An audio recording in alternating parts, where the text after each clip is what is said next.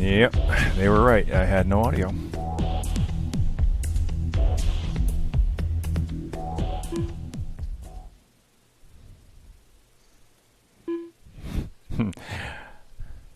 Okay, my apologies for that. I guess I had no audio. Of course, this wouldn't be a Smart Scarecrow show without pushing the wrong buttons. But anyway, without further ado, I do want to bring my special guest of honor in. And let's see if I can get this shot in here right. I'm going to transition. There he is, Mr. Hendershot, a.k.a. Smart Scarecrow. How you doing, man? A lot of people thought you were dead. Nah, just hiding out under the wood pile for a while. But actually, I'm in pretty good shape now. Now to make your video processing difficult, should I bob and weave a bit? Thanks. Appreciate that. No. No, nobody ever did that to me. No. I'm being told now that my video is out of sync. Oh well, you know what, guys? Deal with it. At least the video quality is much better than the one that I did with Robert Murray Smith, right? Yeah. I'm not hearing any. I'm going to have to. There, I'm hearing audio echoes. See, I hit a wrong button. What can I say? Now, what is that? What is that screeching that I hear every now and then? You're hearing screeching? Yeah, I hear like a buzz. It could be Skype. That could be something. Skype, as good as it is far from a perfect product. Is that a Bluetooth headset you're wearing? Yeah. Okay. Yeah, it could also be that. It's possible. Yeah, it's possible. Although usually it's pretty clean. Mm-hmm. Is Sterling going to make a guest appearance? I hope not. I don't think so. He's not invited, so don't worry. I think Sterling forgot to give Bubba his mandatory carton of smokes, and Sterling's not able to sit down right. Right. Right. Hopefully he is sharing that 6x9 with Bubba. I think they're painting it pink on one side, purple on the other. There you go. All right. Well, listen. I've had quite a bit of a hiatus myself for a while, since mid January. I've been semi-retired. Been spending a lot of time getting my I don't know, getting something out of my system. I put together my ham station. I installed a hot tub at the house. I've been building a linear amplifier and putting up antennas and. What convinced you to get back into the ham thing? I mean, I know you're a ham radio enthusiast for a long time, but it seemed you had set that aside for. Quite a few years. I had, I was pretty involved with it maybe 15 to 20 years ago, and I got out of it when we had kids and had a house to take care of and a business to run and all of that. So I ended up just setting it aside and not going back to it. And I've always wanted to get back to it. And slowly back in the Stone Age. I mean, we're talking. Oh my goodness, probably 35, 40 years ago. I was what was called a technician class ham, and I used to work 2 and 6 meter because all I was interested in was voice and video, and all the telegraphy and all that. That it bored me. I didn't want. I wanted to be able to move. An early form of IP data that we were playing with back in the day, and audio, and of course, we had a repeater set up out. I live in the Washington metropolitan area. Tyson's Corner is probably not going to mean anything to anybody here, but Tyson's Corners is western quadrant of the Beltway, just outside the Beltway, about 2 miles outside the Beltway. And we had a repeater set up on a 4-post tower that was it was up about had to be up about 200 feet. It was up high enough that we had to have red flashing lights on it and all that good stuff. And I remember one time about the biggest giggle I got while Nixon was still in office. Was I was sitting on the bridge heading to Ocean City, clear on, over in Maryland, headed to the Eastern Shore. And I managed to bounce off that repeater with a walkie-talkie and talk to a guy I knew just outside of Washington, D.C., up in the north section. And, we used to think that was so. Now, keep in mind, this was, before the advent of the smartphone. This was before the advent of the cell phone. There was no such thing as cell phones back then. And I just thought it was so cool that with a walkie-talkie and a little thing that mimicked touch tone commands, right, I could quite literally get that repeater tower out in Tyson's Corner to lift a hook, give me dial tone, and I could carry on a phone conversation on my walkie-talkie from anywhere around the D.C. Beltway. Right. That was just so cool in 1972. Yeah, and nowadays, there's hardly anybody on 2 meters anymore, and of course, really? And nobody uses an auto patch. Who needs an auto patch?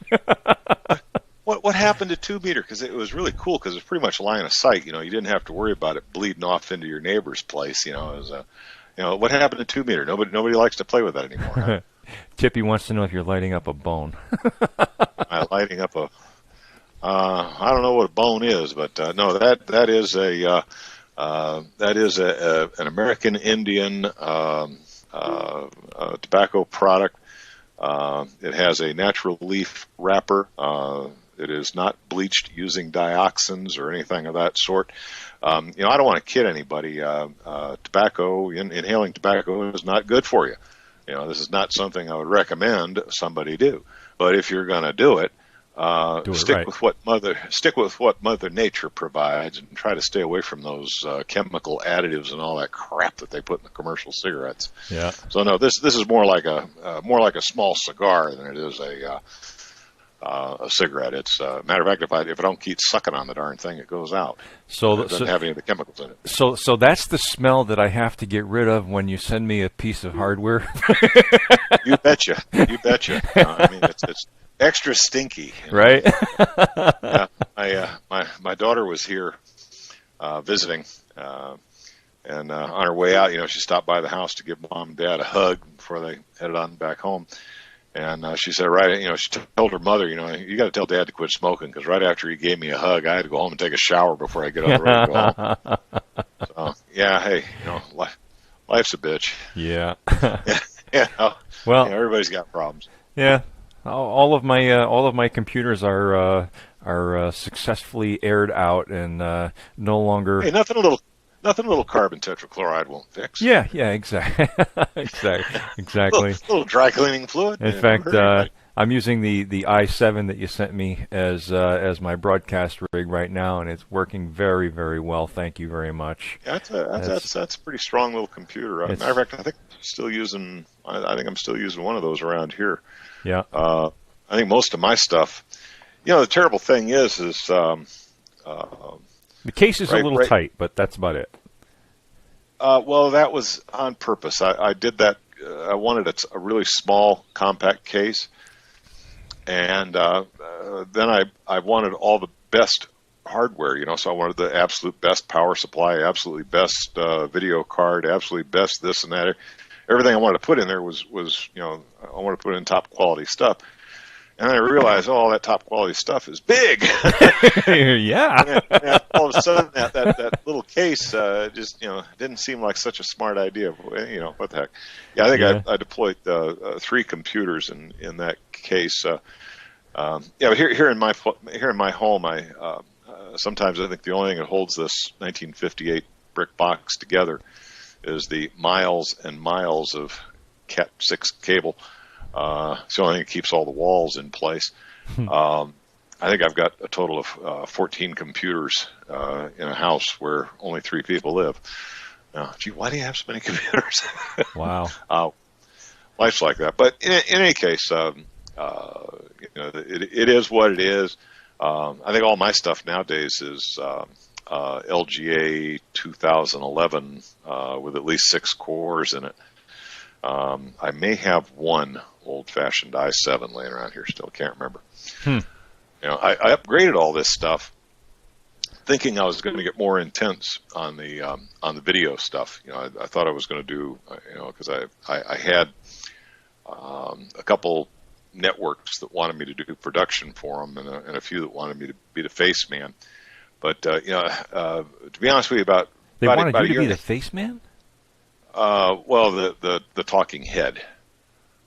They wanted me to be on, out front, saying, really? "Hi, everybody." Really? Yeah. And what can I say? I have such a pretty face. Wow. Not really, but no. Things started going to hell for me about a year and a half ago, and I just, I put all that stuff on the back burner. Just, it didn't look like it was going to be fun. Yeah, life happens, and it does that to you. Well, life is what happens when you're busy making plans. Right. So what are your plans? Where do you go from here? You've been under the radar for quite a while, and people have been they're constantly asking me, "Hey, have you heard from Scarecrow?" And yeah, I hear from him every now and then, but that's about it. Well, what are my plans? My plans for right now are to get the heck out of the Washington D.C. metropolitan area before there's a mushroom cloud. That's a good idea. I've lived in this area for about, I don't know, 50, 55, 60 years, and I can't complain. I mean, it's provided a good income. I raised my kids here. I mean, the house I'm living in right now, I have lived in for 35 years, and now that I'm trying to empty it out, I'm going back looking at this stuff saying, why did I buy that piece of crap? Why do I still have it? I remember that. I'm digging through my house trying to get rid of stuff, because I don't want to have to move it. And I found an Akai 7.5-inch reel-to-reel tape recorder. Wow. That's probably worth money. The thing weighs about 80 pounds. It's worth money. And I've got turntables. I've got, I still have a turntable. That's coming back. I keep hearing that, but I'm not into it anymore. But I've got 12-inch trifaxial speakers. I'm looking at all this stuff, saying, "Yeah, I remember when that was cool." And I'm scratching my head, saying, "What am I going to do with all this stuff?" And I have quite literally thrown away at least 5 tons of stuff, and I swear I think I still have about 10 tons of stuff yet to throw away. So reality really smacks you in the side of the head when you've lived in the same place for about 35 years, and all of a sudden it's time to pack up and move. And your excesses of commercialism, your frivolous spending of money, really comes back to haunt you when you are trying to decide, is this thing really important enough to me that I want to pay to move it from here to there? But that is the focus of my entire life right now, is organizing things so that I can lose a whole lot of weight and move from where I have lived for a very long time down to a quieter, more sedate life of retirement in the mountains of Tennessee. I'm moving to a home in the mountains of northeastern Tennessee. I think the nearest nuclear power plant to me is at least 200 miles, and that's the way I want to keep it. That sounds like a good plan. See, where's the closest one to you? About 50 miles up the road, isn't it, Zero? Actually, they're down along the shore.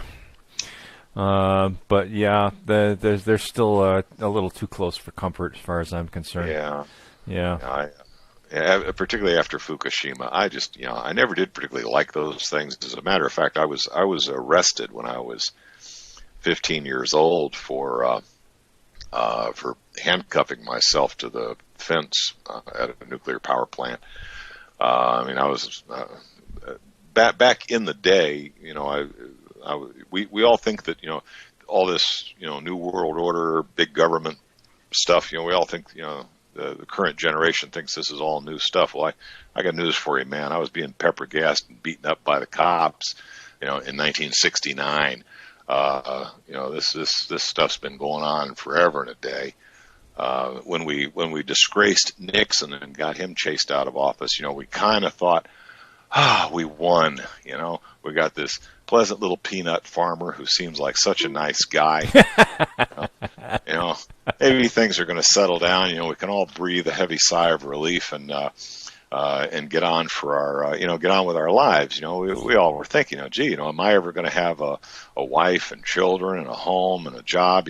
Can I possibly live a normal life like my mommy and daddy did? Do I have to fight this war against, an overreaching fascist government for the rest of my life? And it looked like when we embarrassed Nixon and chased him out of office, gosh darn, we thought, darn, we won. We got this smiling peanut farmer and his beer drinking brother going to run the country now. Maybe this country will actually be run on our behalf instead of the darn Khazarian mafia. Oh, that's what we always hope. Yeah. But no, for all those years I was, had my head down, trying to make a living, trying to pay a mortgage, trying to raise my kids, trying to do what was right, trying to be a normal person. They were in the background regrouping. And, man, I tell you what, they've come back meaner and harder and faster than any of us thought they ever would. But, life's like that. Yeah. Life's like that. Huh. So, what pisses you off today? Well, looking around and reading the news and such, what doesn't piss you off? What's big in the news right now is a whole bunch of folks fell out of the air in a hot air balloon. That's big on the news right now. Apparently, 16 people were up in a hot air balloon and fell out of the air in somewhere in Texas. Now, I don't know what happened, and I know hot air balloons do occasionally crash. Yep. It's pretty rare. Generally that's a fairly safe way to, if you're going to go have a weekend of fun, going up in a hot air balloon is a lot of fun. I've done it myself a couple times. It's really, really cool. I like it. And although I'm sorry that 16 people lost their lives. Right. It shouldn't dominate the news. I'm not sure why that's dominating the news. Right. Those people were out having a good time. One of the reasons why having experience like that, climbing a mountain or going up in a hot air balloon or part of the reason why those things are appealing and why they are exciting, why they tempt people to get out there and do it, is because in the back of your mind there's this little bit of risk. You're taking just a little bit of a risk, and that's part of the exhilaration. It's part of what makes your blood pump. Wow, what a ride! This is great. That's why people get on roller coasters. And you got to admire those people for having the brass to get up there in that balloon and go out for a weekend ride. I admire them. I think it was a great thing to do. Sorry, this time you rolled snake eyes and the balloon fell out of the air. It happens. You could get hit by a metro bus crossing the street on the way to work tomorrow. So, life is dangerous. Sometimes it's good to face the danger, face it right off. It makes you feel strong when you come out, surviving. So yeah, those folks fell out of the air in a hot air balloon. But why that would tie up the news feeds for hours and hours and hours, I don't know. I heard another one. This maybe you've heard this, maybe you haven't, but I've heard that Bernie has a backdoor plan. Really? Yeah, you're going to get burned. Well, now that Bernie has technically kind of given a lukewarm endorsement to the Wicked Witch from the South, it appears that he's going to cozy up with the Green Party, and he may actually be the one who nominates this. I forget what her name is. The woman who's running for the Green presidency, Stein or Still or something. I can't remember. Jill Stein, I think is her name. And there's a chance that Bernie might actually be Jill Stein's running mate as the VP for the Green Party.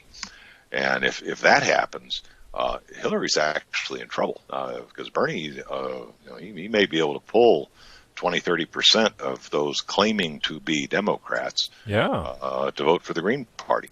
Now, if that happens, it would be a real coup for the Republicans. I mean, that'd probably clear the path for them. So what they'd have to do is they'd have to go convince Ron Paul to be the running mate for Gary Johnson and the Libertarians to steal a whole bunch of the Republican votes from Trump, so that the anointed one will make it in. Because I'll tell you, the Wicked Witch from the South, the queen of the Dixie Mafia, who works directly under the New York Khazarian Mafia, she is the anointed one. She is going to be your president, whether you like it or not. You can vote for whoever you want, but they have already made their decision. Yeah. Are you pissed off yet? Yeah. Good. You should be. Yeah. you should really be pissed off. It should be. It has been so in your face, this election cycle.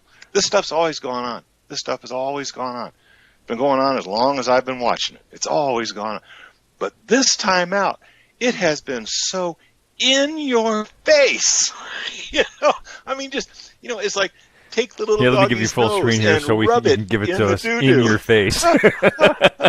It's been so in your face. How anybody could not see it at this stage in the game, I have no idea. I mean, either they're blind or they just don't want to see. I mean, it is in your face that you have nothing to say about nothing. Every once in a while they'll throw you a bone. Oh, nice little puppy. Here, have a bone. Now go away and leave me alone. Oh, it's nice to hear a rant from Scarecrow. Wow. All right. Let's see. Where are we? We're at about 25 minutes into the broadcast. I want to see if I've got any questions from the chat room that people might want to ask. Let's see. There goes the presidency for Scarecrow. I can't be elected anything anyway. I could not be elected dog catcher because, frankly, I don't care about the money. I don't care about the power, and I do what I think is right, not what I'm told. Therefore, by definition, I'm disqualified. Yep, the beep earlier was. Besides that, the pornos I did back in the late those will come back to haunt you. Yeah. Let's see. That beep earlier was the FBI listening to Scarecrow's house. All right. I'll tell you, there hasn't been a black Suburban in front of my house in months. It's really been kind of cool. Well, you've been under the radar for a while, so that's good. Yeah. Let's see. Passing laws to get illegals vote now. No ID. Yeah, that should piss you off. Will be doing any off grid at the new house? I'm looking at it. The house is in a small community. It's not like I'm getting so far out in the boonies that I'm going to be living on the top of a mountain where my only neighbors are wild turkeys and bears. No, the house is situated in a community about 5-10 minutes out of a small town. It's the town of Jonesboro in northeastern Tennessee. So it's although it's not nearly as urbane as it is around here. Here we have a rush hour that lasts for about 2 or 3 hours. Down there they have a rush minute. I was going to say about 15 minutes, but yeah. Yeah, it's and what can I say? The speed of life is much slower there, which is kind of what I'm looking for. But do the neighbors all have teeth? He doesn't know that yet. only the ones who are married to their cousins are missing their teeth. Actually, I'm living in a little middle class neighborhood where most of the people are in much the same situation I'm in. Now, as you get out into the country, and in this area, the country is not too far away. Where I live right now, you gotta go about 25, 30 miles out of town to find country. And if you really want to find country people, you got to go about 100 miles away from where I live right now to find them. There, you only got to go about 10 miles, and you find country folk, folk who have never seen a dentist, do not own a cell phone, do not have internet. So it's. I live in a little enclave of middle-class homes that is only minutes from real, honest-to-God Appalachian country folk who like it that way. And frankly, I admire them to a certain degree. There's a lot to be said for that. There is a lot to be said for that. Now, will I go off-grid? Probably, a little bit. I'll probably do supplemental solar. Let's face it, I'm a pussy. I'm used to. We love our conveniences. I'm used to my air conditioning. I'm used to heat in the winter. I make passing references to having a little garden, doing a little bit of this, doing a little bit of that. But when it comes right down to it, if I lost my heat and air conditioning, I would be a very sad fellow. Unlike these people just a few miles away from where I'm going to live, who look at it, shrug their shoulders, hey, get another log, Martha, it's 20 degrees below zero out there, grab another log. They don't care. They've lived through worse. I'm a pussy. If I lose my electricity, I'm going to be, crying like a little girl. I will probably crying like a little girl. Could sell tickets to that. Yeah, I'll probably be putting somewhere between 2.5 and 5 kilowatts of solar on the roof. Yeah. Other than that, I think I'm going to keep it simple. I'm not going to go, I'm not going to go crazy. Go with a grid tie system that receives probably. Back. Yeah. I'm looking at it right now. There is an outfit in the town where I'm moving that specializes in that kind of thing. Will I go totally off grid? Hell no. Because there's no way I can put enough solar on the roof to run my air conditioning. And I'll tell you what, without air conditioning, I am very sad. Yeah. So what are you going to do to stay busy? I'm going to try and do a lot of fishing.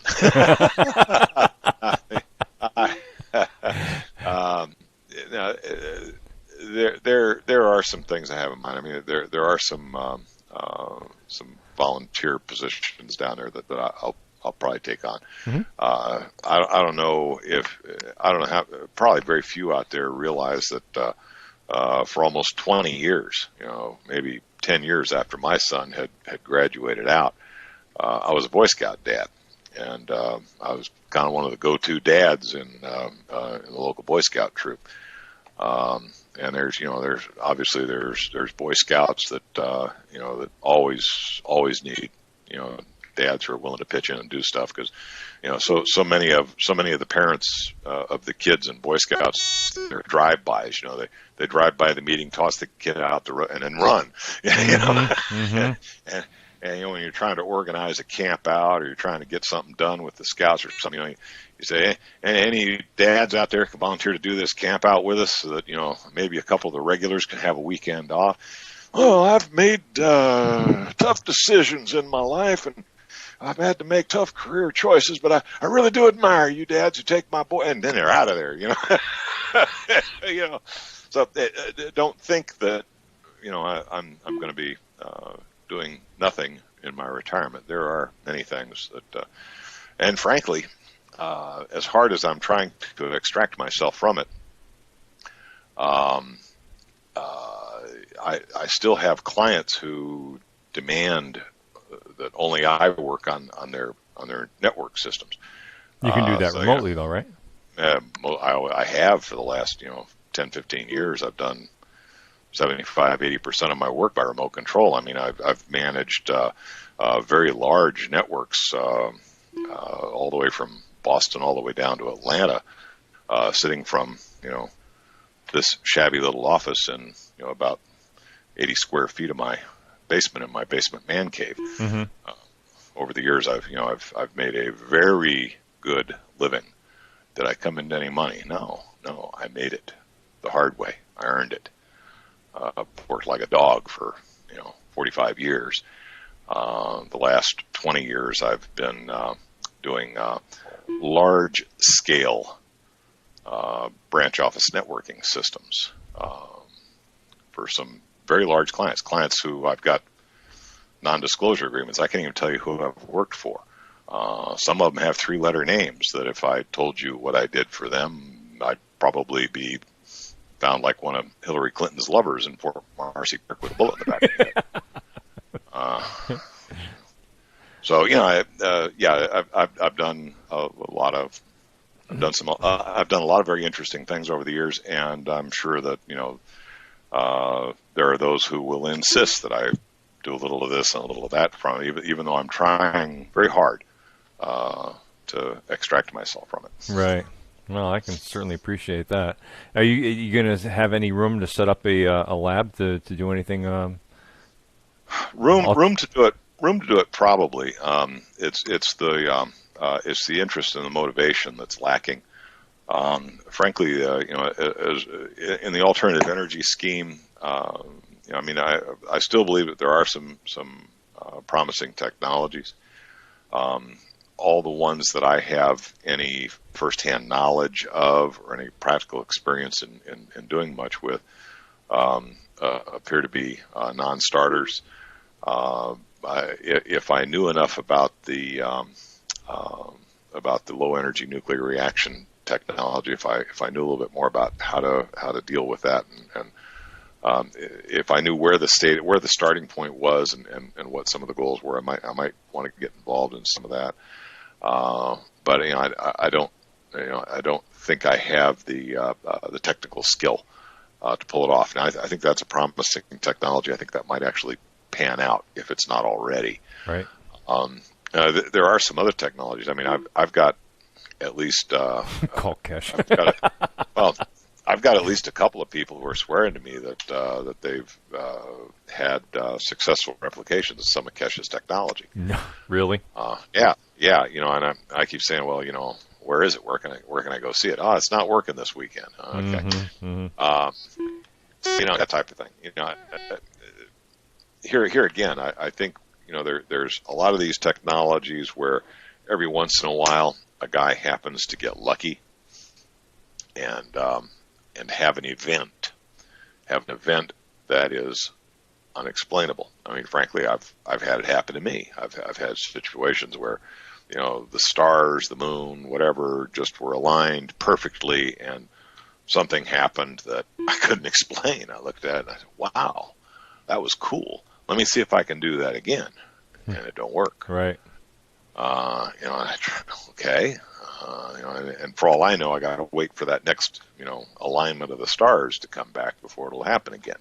And I think that's, I think a lot of people have had that happen to them as they've been playing with some of these technologies. The only one that seems to be repeatable on a regular basis for a lot of different people seems to be the LENR technology. So I do have some high hope for that. I don't know enough about it to get involved with it personally. So will I be involved in it? Probably not. I may get back into doing a little bit of reporting of other people's progress. We'll just have to see whether I do it on a regular basis, whether I post it on YouTube or not. I don't know. We'll just have to see on that. I can tell you that I probably will return to broadcasting. There will probably be some form of barking at the moon at some point in the future. Really? I'm being pressured from a number of places to get back into that. And to be honest with you, I don't know why. Because I'm looking around, I see a lot of guys out there who are doing it, a lot of ladies out there who are doing it that are better at it than me. I have a great deal of admiration for a guy named Mike Rivero out of Colorado. I really like his programming. I mean, he does some really great stuff. And why anybody would think that I could add anything to the mix that's not already out there, I don't know. But there seems to be an awful lot of people who seem to think that my way of presenting it is somehow attractive to some people. Don't know. I can tell you that when I was doing Rents, the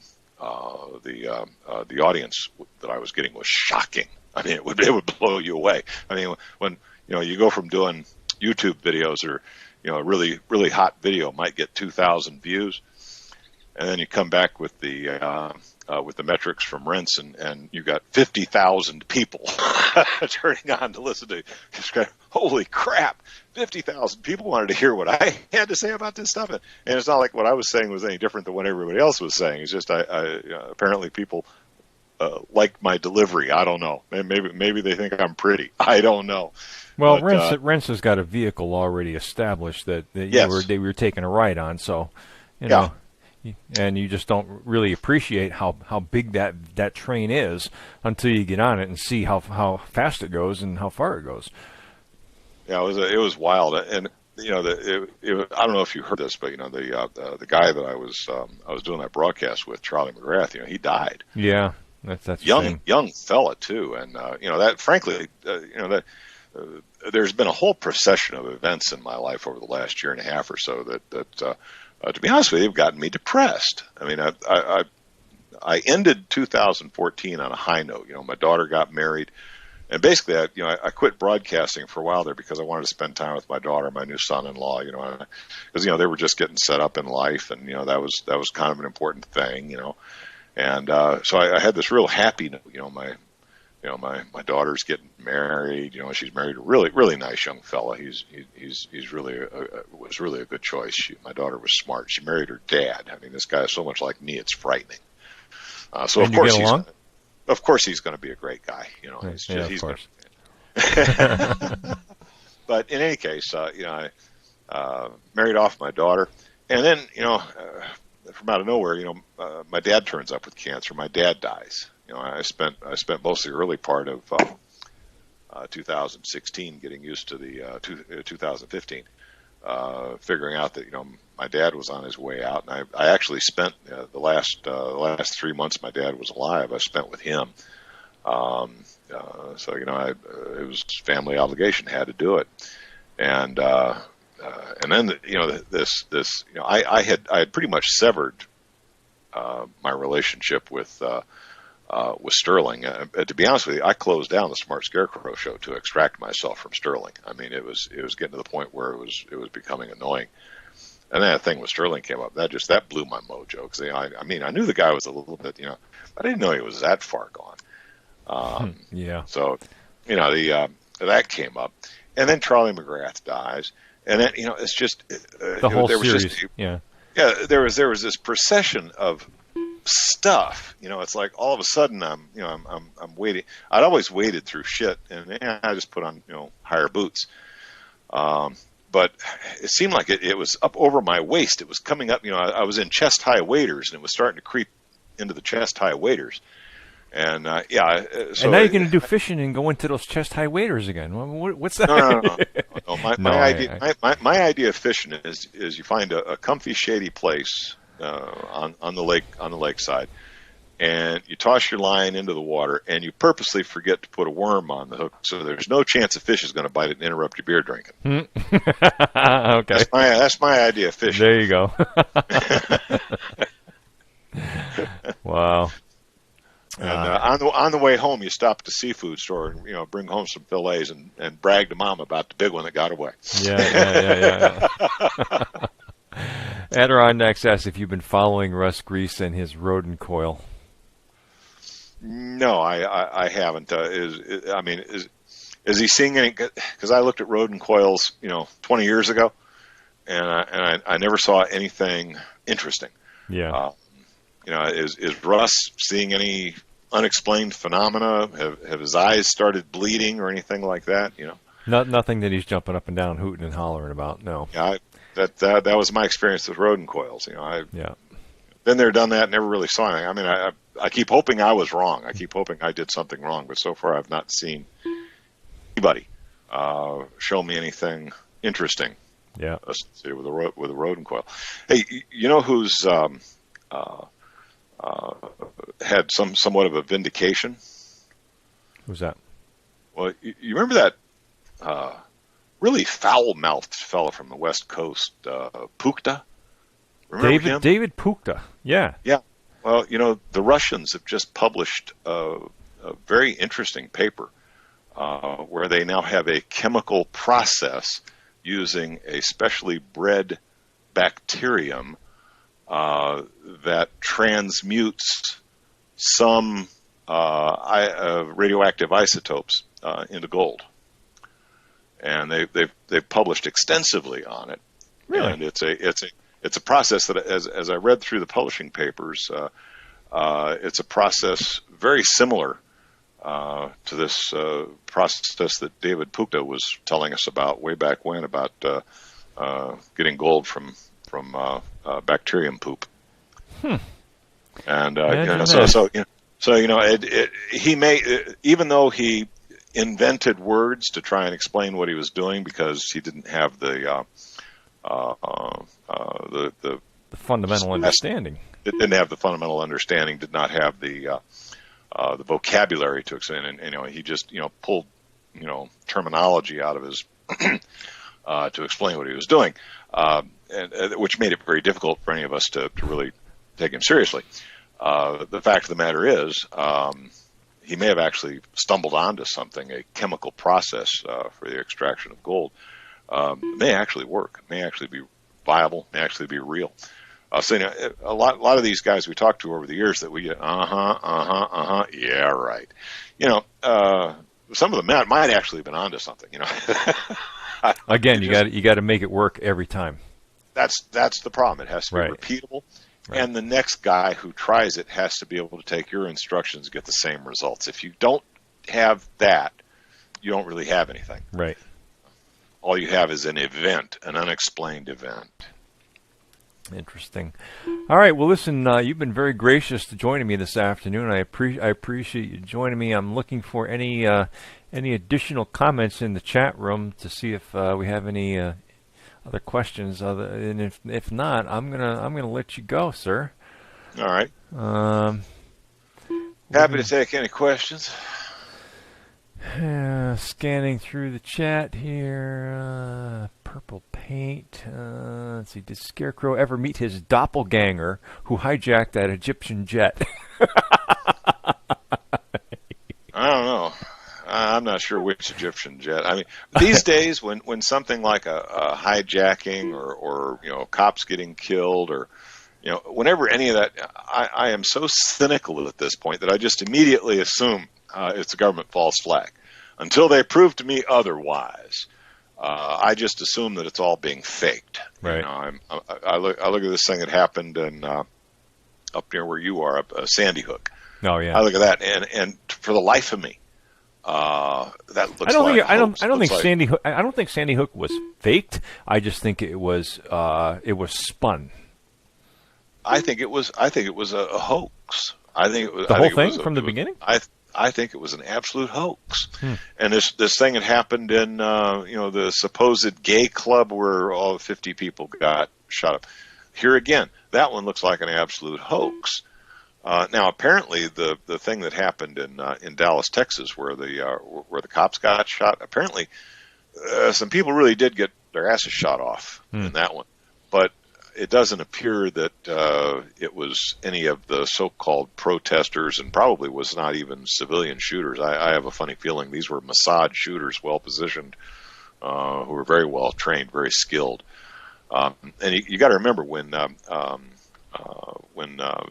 Donetsk thing went down, and Crimea split off.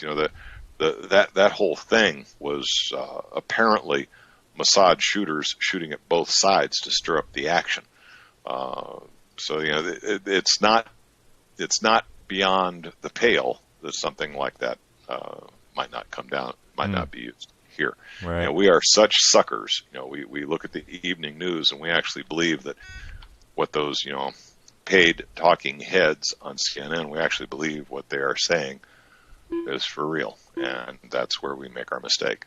They're owned. Those guys are owned by the Khazarian mafia and the CIA, and they'll say whatever they're paid to say, whether it's the truth or not. Let's see. I think he's been listening to George Norrie's show. Actually, I don't get to catch George Norrie. Let's see. Ask him where he's been. I listen to him when I can. We've already done that. Scarecrow is gone. Total conspiracy. Where have you been? Look, I am what's called a prevert. I was there before most. I knew that it was all a bunch of baloney back in 1969 when I was dealing with the Vietnam War, which was the illegal war of my time. It was my generation's Iraq and Afghanistan. Yeah. So there is nothing new under the sun. This has been going on for a very long time. Chances are it was going on long before my time. It's just I can tell you for a fact it's been going on at least since the 1960s because I was there watching it go down. Sure. Before that, I can't really attest to, but I have every suspicion that it's been going on a lot earlier than that. Yeah. Yeah, perhaps centuries. Am I 65 now? No, I'm 63 years old at this point. Need to do follow-ups every few months. So, permission to follow up with you every once in a while. Oh, sure. Okay. Sure. No problem. All right. See how many big fish you let get away. Oh, at least 3 or 4 a week. Right. when the weather's good. All right. Well, listen, Gary Hendershot, thank you so much for being my guest on Zero Labs. I had fun, Mark. It's great to see your face again. I joke about you being the face of some other network or whatever, but you pull it off real well. So anyway, thank you, and hope to see you again.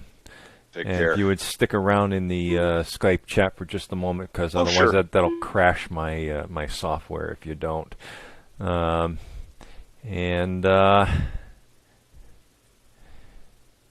that's it. That wraps up this edition of Zero Labs. I want to thank everybody for joining me who came out to watch the show. Everybody who had some questions in chat, and I hope to do it again real soon. I don't know who the next guest will be, but I've had a few things turned my way in my direction in my life, and I hope to be starting at a new job very soon. I'm not ready to make that official announcement just yet, but I am working through the process, and it looks very, very promising. So hopefully, I'll be able to breathe a little bit easier coming up shortly. And once I'm able to do that, they actually get back to some real alternative energy experiments. That's all for now. As always, please rate, share, comment, and subscribe to my videos. And peace, everyone.